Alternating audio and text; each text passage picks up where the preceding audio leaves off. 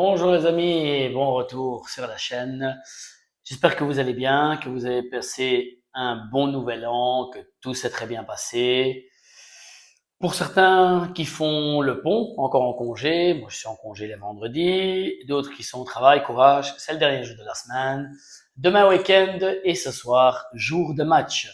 Alors, jour de match, encore, toujours avec extrême difficulté, encore des joueurs blessés, un Léao récupéré qui devrait commencer ce soir, mais bon, il vient d'une blessure assez longue aussi musculaire, donc pas à 100%. Pulisic aussi ira sur le banc, mais n'est sûrement pas à 100% puisqu'il a encore mal à son ischio.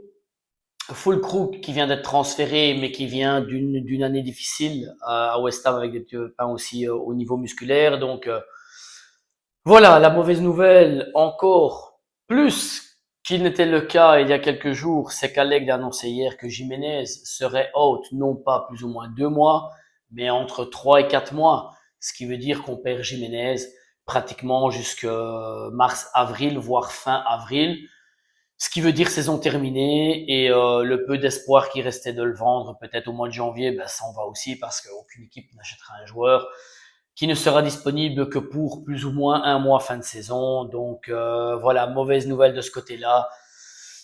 Donc il va falloir espérer que la société fasse un effort, même si ce n'est pas d'actualité aujourd'hui, ils ne veulent pas dépenser d'argent.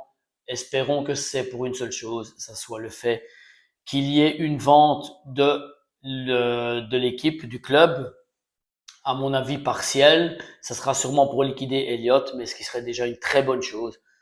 Parce que le mal principal en ce moment, c'est Elliott, je le rappelle, qui a prêté plus ou moins 600 millions d'euros à Redbird. Et Redbird voudrait essayer de liquider ce Venderland.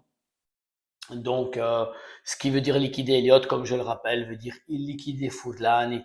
Foudlani, c'est cette personne exécrable qui met toujours les bâtons dans les roues à chaque fois qu'il faut traiter un joueur, qu'il faut acheter un joueur. Donc voilà, ça serait déjà une grande chose. Espérons que cette enquête pour voir qui était le vrai dirigeant, les vrais propriétaires du club se clôturera aussi. Au niveau de la Procura fédérale de Milan, je rappelle qu'au niveau de la FIGC, l'affaire était close. Pour eux, c'était en ordre.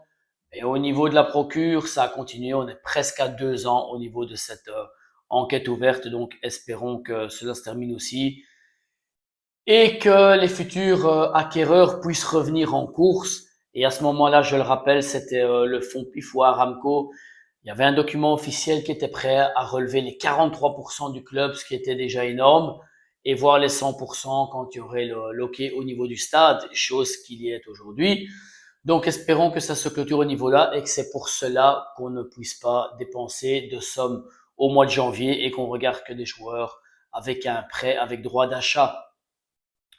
Donc, au niveau des nouvelles de Mercato, juste une petite nouvelle avant cela au niveau d'un achat qui était pratiquement clôturé, mais dont des examens médicaux avaient été approfondis.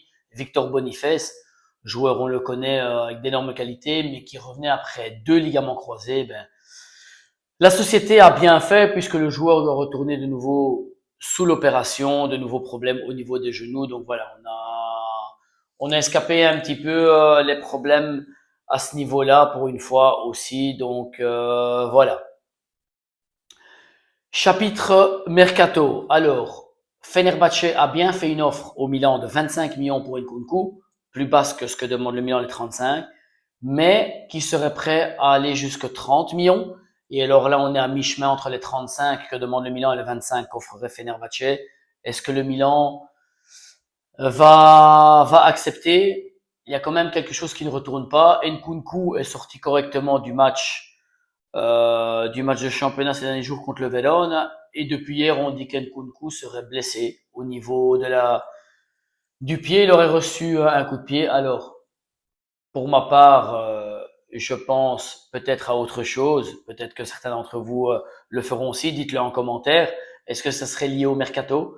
Est-ce qu'on essaie de préserver le joueur pour pas qu'il ne se fasse mal parce qu'il y a un transfert imminent? Pourquoi pas, mais il va falloir investir devant. Il va falloir prendre quelqu'un devant parce qu'on ne peut pas continuer comme ça avec des joueurs qui sont toujours blessés au niveau de l'attaque, que ce soit Léa ou Pulisic, un full crew qui a été pris mais qui n'est pas à 100%. Alors le nom qui retourne de nouveau à circuler, celui des Zirkzee, parce que la Rome ne l'a pas clôturé. Pourquoi pas? C'est un joueur qui est sain au niveau physique et qui peut apporter peut-être quelque chose et donner un peu de change à cette attaque. Donc pourquoi pas Zirkzee ou le Mateta qui a circulé ces dernières semaines, mais là on parle de 40 millions et c'est une offre que le Milan ne peut pas se permettre de faire actuellement.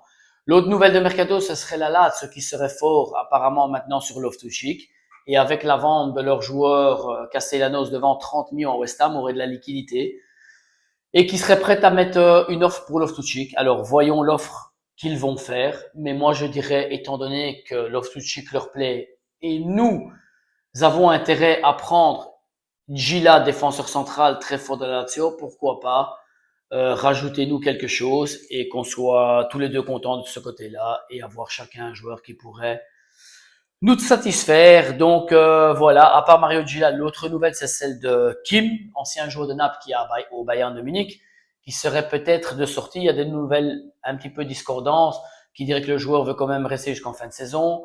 D'autres qui disent que le joueur est mécontent et qu'il voudrait prendre des minutes de jeu par rapport au mondial qui approche. Donc là aussi, salaire élevé, mais on pourrait proposer un prêt avec droit d'achat.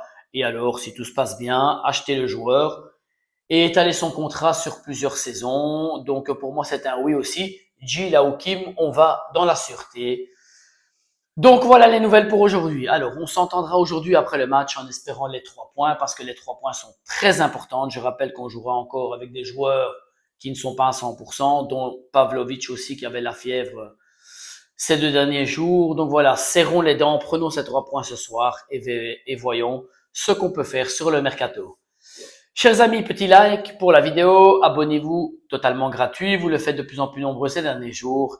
Encourageons notre équipe et ne nous satisfaisons pas de la médiocrité de la 4e place, mais bien de jouer le championnat jusqu'en fin de saison. Soyons tous ensemble solidaires, chers supporters, et sempre Forza Milan. Bonne journée et à ce soir, chers amis.